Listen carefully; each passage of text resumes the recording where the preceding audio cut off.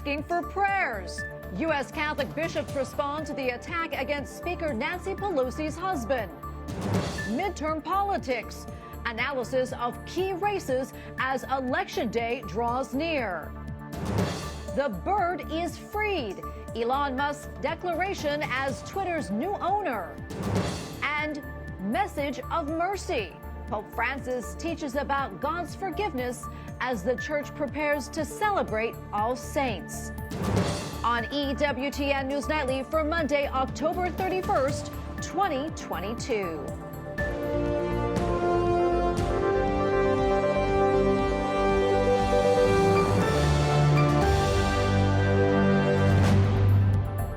Thank you so much for being with us tonight on All Hallows Eve. I'm Tracy Sabol. Well, President Joe Biden prepares to hit the campaign trail again in the last full week before the midterm elections. And he is not the only one. Other members of the administration are also crisscrossing the country. White House correspondent Owen Jensen reports. Owen?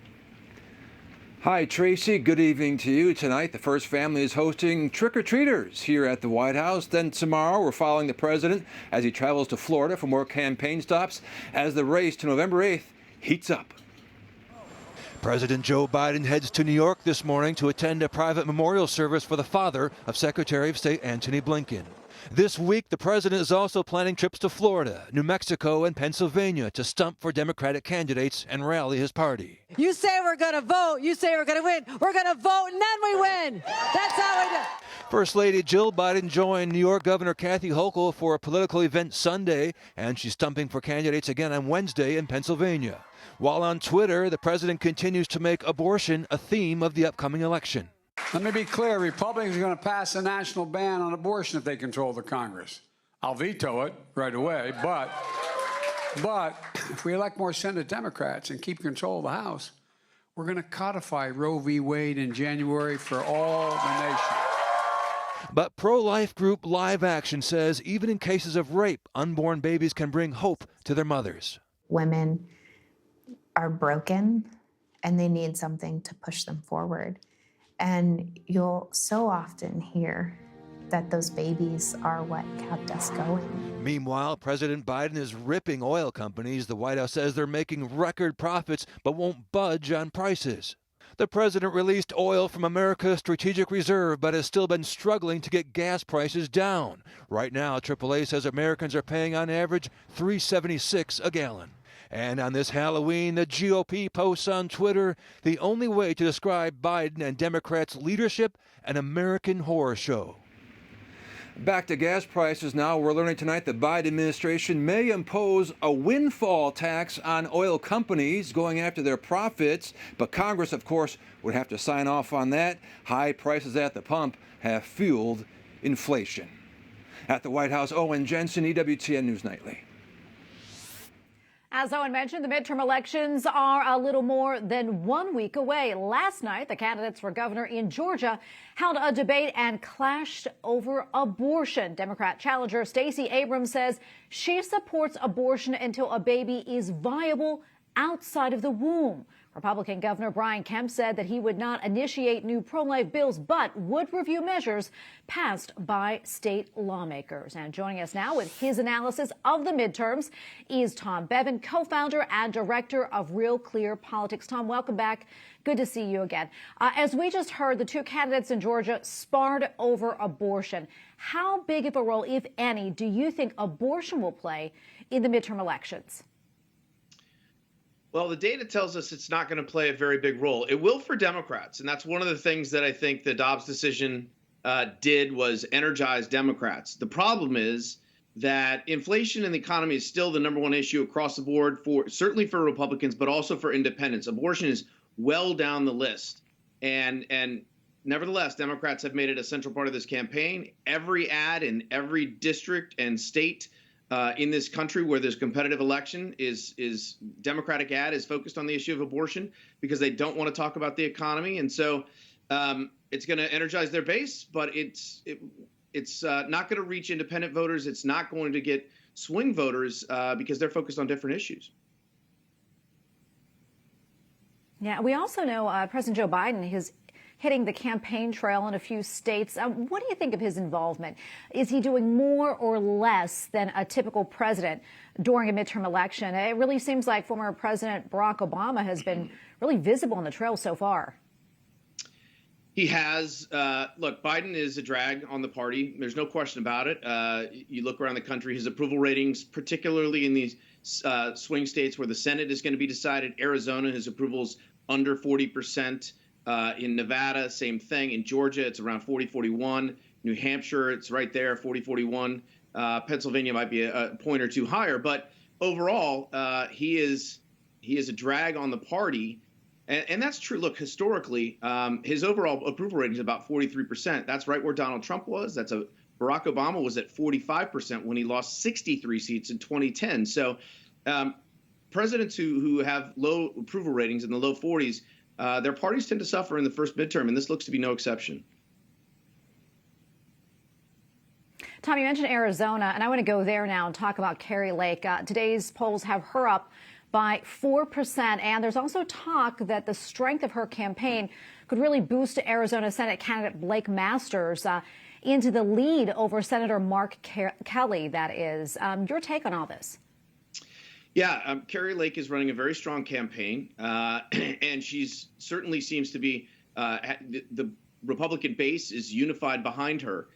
Will she have enough? Will she be able to drag Blake Masters across the finish line? Everything we know about that race is that it's very, very close. Mark Kelly is leading in all of the polls, but only by a point or two, certainly within the margin of error. And so it's going to be, I think that's going to be the closest Senate race in the country, even though Kari Lake looks like she will win that race by, 3 or more percentage points. If she does, if Blake Masters ends up winning, he will have Kari Lake to thank for it.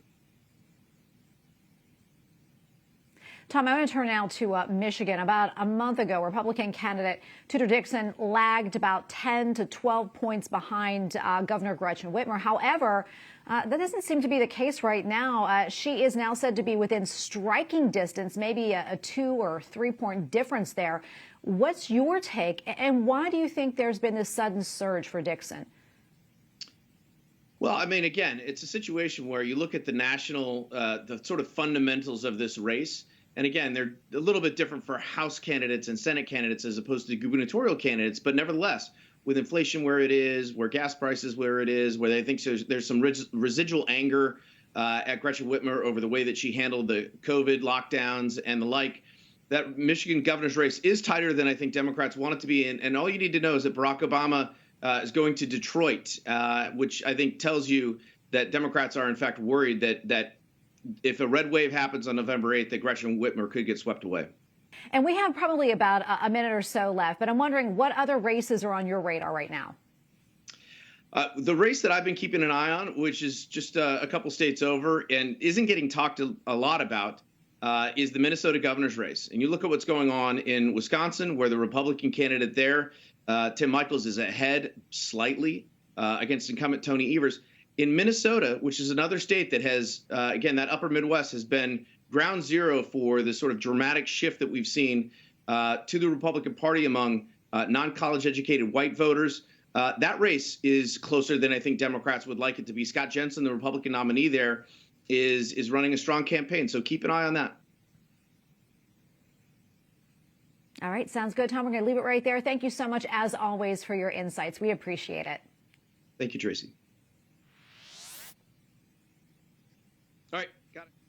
Our Catholic leaders are asking for prayers following the attack late last week on the husband of House Speaker Nancy Pelosi.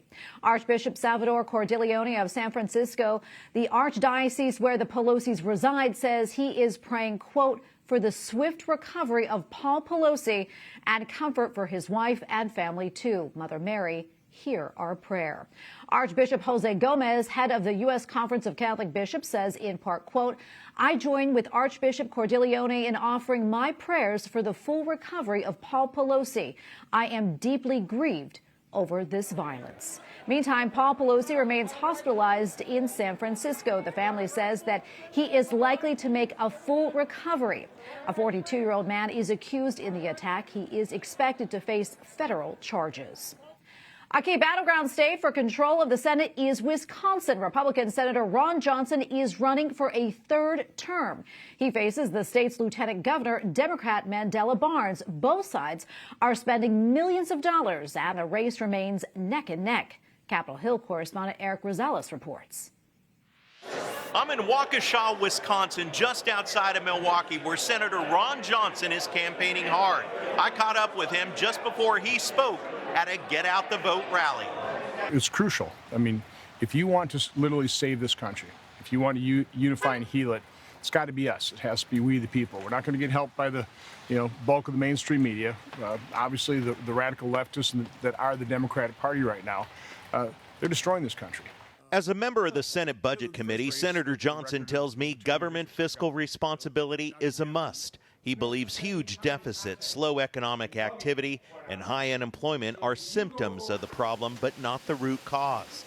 The ever-expanding size, scope, and cost of government is. 40-year high inflation, record gas prices, skyrocketing crime, open border, flood of deadly drugs.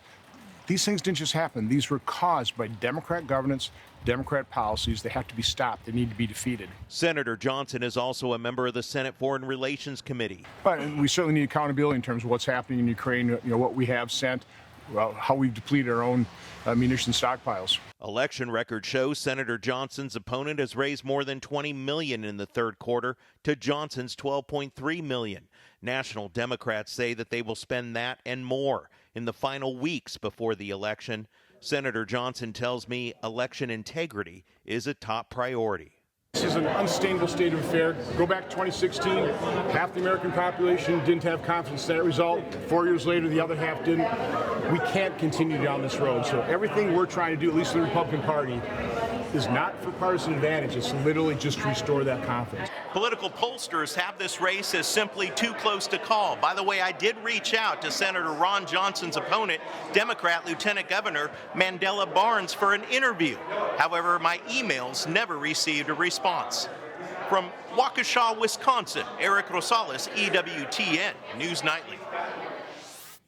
The Supreme Court heard hours of arguments today on a pair of cases dealing with affirmative action in the college admissions process. The court's 6 conservative justices expressed doubts over the practice at Harvard and the University of North Carolina. 3 liberal justices defended the use of race in the admissions process. A ruling is not expected until the late spring.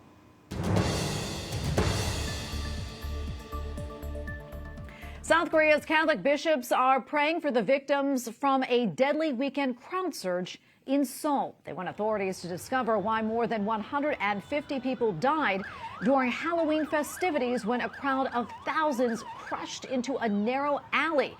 The government has declared a period of national mourning through November 5th. In the Philippines, the death toll is more than 100 people from a destructive tropical storm. More than 30 others are injured. Thousands of others fled their homes to seek safety on higher ground. Rescue teams are searching for nearly 100 people feared missing in a mountain village where torrential rains triggered a landslide. And in Somalia, at least 100 people were killed in a pair of car bombings over the weekend. It is the deadliest attack in the African country's capital in at least 5 years. The strikes also wounded more than 300 others. A group linked to al-Qaeda has claimed responsibility. Brazil's former president is celebrating his political comeback. E, sobretudo, quero dar os parabéns às pessoas que votaram em mim. Morning newspapers announced Lula da Silva won the close presidential election against incumbent Jair Bolsonaro yesterday. In a victory speech, Lula thanked his supporters for what he calls his resurrection. Coming up, how Twitter could change under the free speech convictions of its new owner. Plus, a Colombian nun who spent her life serving the poor is one step closer to possible sainthood.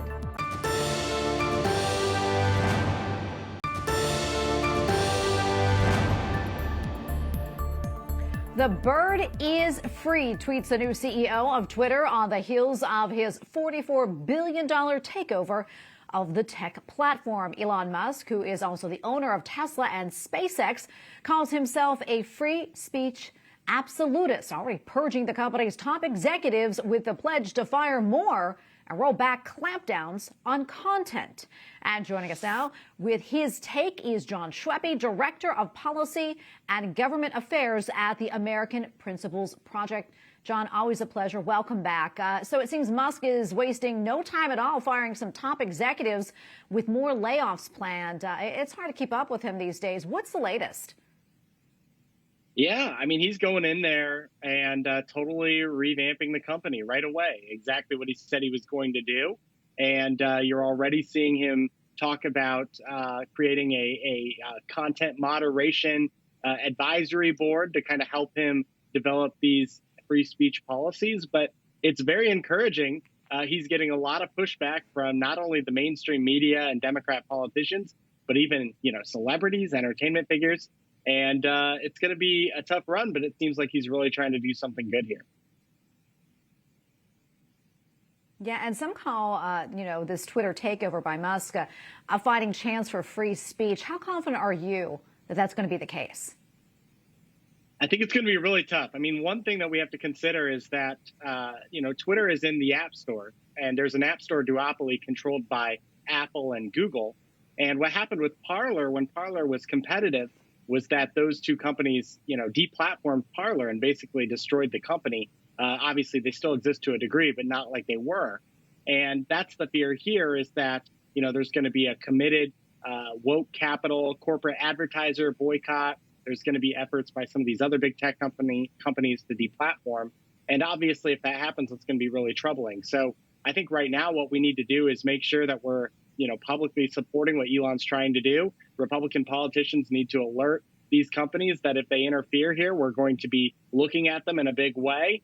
And hopefully we'll be able to have free speech so we can have a little bit more confidence in our 2024 presidential election. Yeah, and John, as you know, some pretty big advertisers say that they plan to boycott Twitter following the takeover, or if Musk reinstates former President Trump's account, among them General Motors. What's your reaction to this? I think it's virtue signaling to, left-wing activists. If these companies were really worried about content on Twitter, you'd think they'd be a little bit more worried about pornographic content or, CSAM, child sexual abuse material. That's actually been a problem Twitter has that Elon's going to have to address. And these companies said nothing about that. So, it seems like a little bit, this is the Democratic Party and their inner workings really trying to make a big stink here. But ultimately, free speech is an American value. It's an American principle. And I think once he gets this going and figures out exactly how to do it to, deal with threats of violence and things like that, but also allow political, cultural, religious speech freely on the platform, I think we'll end up with something pretty good. Yeah, and before I let you go, any final thoughts? No, I just think, this is one of those things. I don't think most people expected this to go through. I think a lot of folks thought, it'd be very difficult for him to do it. And we got to give him credit where it's due. I mean, he saw this through to completion. He's already firing a lot of these executives who are responsible for the censorship during the 2020 election and deplatforming President Trump. And so, I don't think Elon's perfect by any means, but you have to appreciate what he's trying to do. And we certainly look forward to seeing what he's going to accomplish. Yeah, it's certainly going to be interesting. No doubt about that. John, thanks so much for coming on. Always appreciate it. Thanks for having me. Up next, Pope Francis teaches how God offers us forgiveness. Plus, how the Holy Father will celebrate the Feast of All Saints.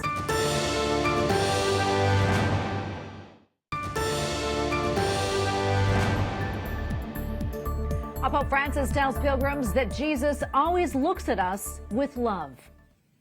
Gesù ci guarda sempre con amore, ci guarda. At a Sunday address at the Vatican, the Holy Father says God never dwells on our sins. Instead, he offers forgiveness and a fresh start. Pope Francis also says the gospel story of Zacchaeus is a reminder that despite our current circumstances, we should always have hope. Well, the Angelus began what is a busy week for Pope Francis. Tomorrow, the Holy Father will hold a special Angelus prayer to commemorate the Feast of All Saints. On Wednesday, All Souls Day, the Holy Father will celebrate Mass at St. Peter's Basilica. And on Thursday, Pope Francis will leave for his trip to Bahrain. Joining us now from Rome is Andreas Tannhauser, EWTN Vatican Bureau Chief. Andreas, great to see you. As we heard, it has been a busy week for the Pope. Can you tell us what's on his agenda? Yeah, sure, Tracy. So this is truly a very busy week that we're looking at for Pope Francis, because tomorrow we have a national holiday in most of Europe, including here in Italy, because, of course, of All Saints' Day. And Pope Francis will pray the Angelus prayer in St. Peter's Square. Then on Wednesday, which is All Souls Day, he will celebrate Mass at St. Peter's Basilica, especially remembering the cardinals and bishops who passed away this year. And afterwards, he will go to the only cemetery in the Vatican, the Campo Santo Teutonico. There he will hold a private prayer and he will bless the graves. On Thursday, Pope Francis will travel to the Kingdom of Bahrain, a Muslim island nation in the Persian Gulf. And this is the Pope's 4th trip this year. He will participate in the Bahrain Forum for Dialogue, an event calling for peace and human coexistence. Other important points of the trip include the Holy Mass at the National Stadium there and a meeting with students of the Sacred Heart School. And Andreas, I'm curious, what was Pope Francis's message to the young? So the youth branch of Italian Catholic Action brought thousands of young people together here in the Vatican. The Pope received and addressed them. And this comes briefly after Pope Francis invited the young people of the whole world to sign up and come to the next World Youth Day in Lisbon.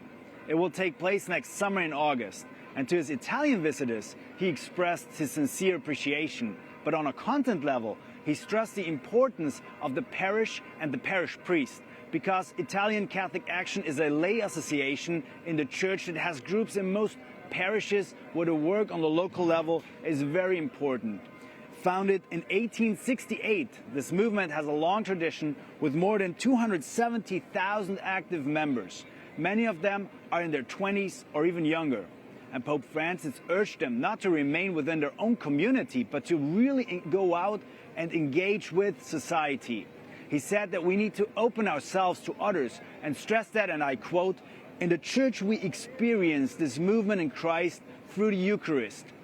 He comes out of himself and comes into us so that we come out of ourselves and are united with him. And in him we find ourselves in a new, free, gratuitous communion." And Tracy, the Holy Father also warned against gossiping. He said it would be a serious sickness in a parish community. And he stressed that it's not Christian, but more diabolical, because it divides. And Andreas, before I let you go, I understand that there's also some news regarding Christmas at the Vatican. What can you tell us about that? Yeah, so Tracy, you know, Advent is only a few weeks away, and we have learned that the nativity scene on St. Peter's Square will come from the country that actually invented nativity scenes, which is Italy. And this specific one is from the north. As it's custom here, everything will be carved from wood. The Christmas tree will come from the Abruzzi, which is a region very close to Rome. So a lot of beauty to look out for in the coming weeks. Tracy? Now, Andreas, thank you so much for that report. Andreas Tannhauser, EWTN Vatican Bureau Chief. Thank you again. Thank you, Tracy. And finally tonight, a Colombian nun who spent her life serving the poor is one step closer to possible sainthood. Maria Berenice was beatified Saturday during a solemn mass at the Metropolitan Cathedral of Medina. She is hailed as a woman who overcame many trials while following the example of the Blessed Virgin Mary. And we thank you for watching tonight. For the entire EWTN News Nightly team, I'm Tracy Sabol. Good night and God bless.